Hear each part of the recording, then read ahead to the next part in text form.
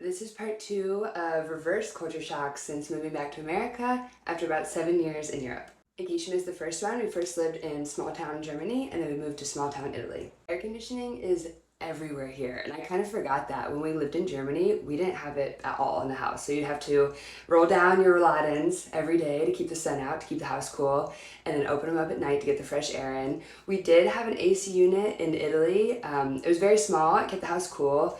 But it was really common to go to stores or bars or anywhere and there not be any air conditioning and just the windows be open. So now that we're here, everywhere just feels so cold all the time. Kiefer loves it. I'm like very European in that I don't need AC. Like, I love the windows open, and so when he leaves for the day, I open the patio door and turn off the AC, and when he comes home, he turns it right back on.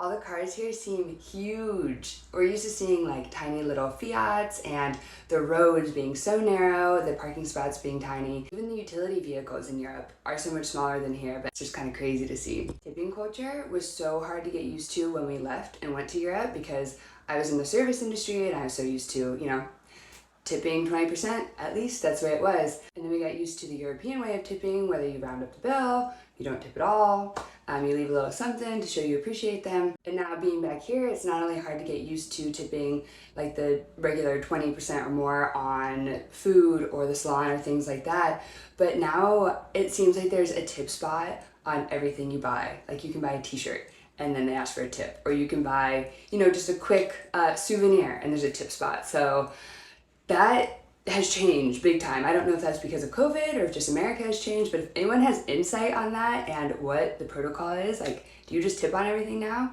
Do you not? What are your thoughts? Let us know, because we don't know. Being able to understand like every single conversation, whether you're in a restaurant or standing in line, is so weird. I find myself so engrossed in other people's lives now, because when you're overseas, you're so used to like not being able to understand people. Even if you speak the language, it's difficult to listen in on a conversation.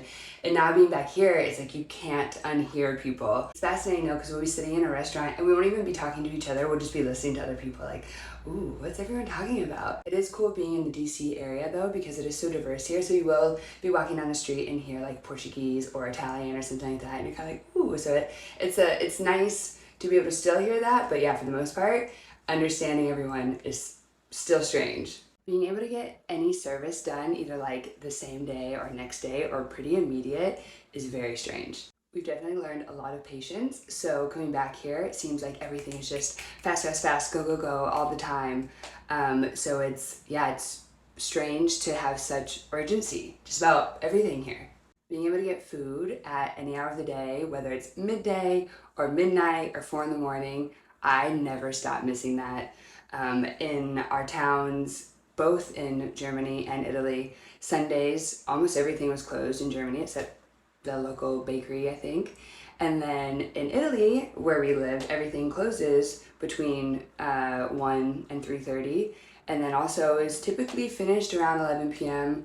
or midnight. So if you want like a late lunch, or if you want like a midnight fourth meal or something like that, it was super hard to find. So we're definitely loving not only being able to get food at any time, but having like lots of options. Okay, last one for now, and it's relevant because I'm doing laundry right now.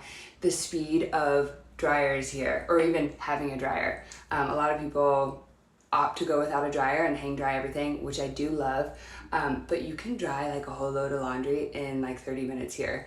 And in our last 2 houses, it would take about 3 hours, because if you know the condenser dryer life, it takes a long time and it's better to air dry anyway. But I am loving doing like 10 loads of laundry in one day, in like 2 hours. I think that's it for now. I'll have to ask Kiefer when he gets home if he has any like glaring reverse culture shocks that he can think of. Thanks so much for watching. We're still trying to figure out like where to go with this channel, because it previously has been life in Europe or travel things, which we'll still post about because we have so much unposted content from adventures and trips and things that are informational or helpful or fun.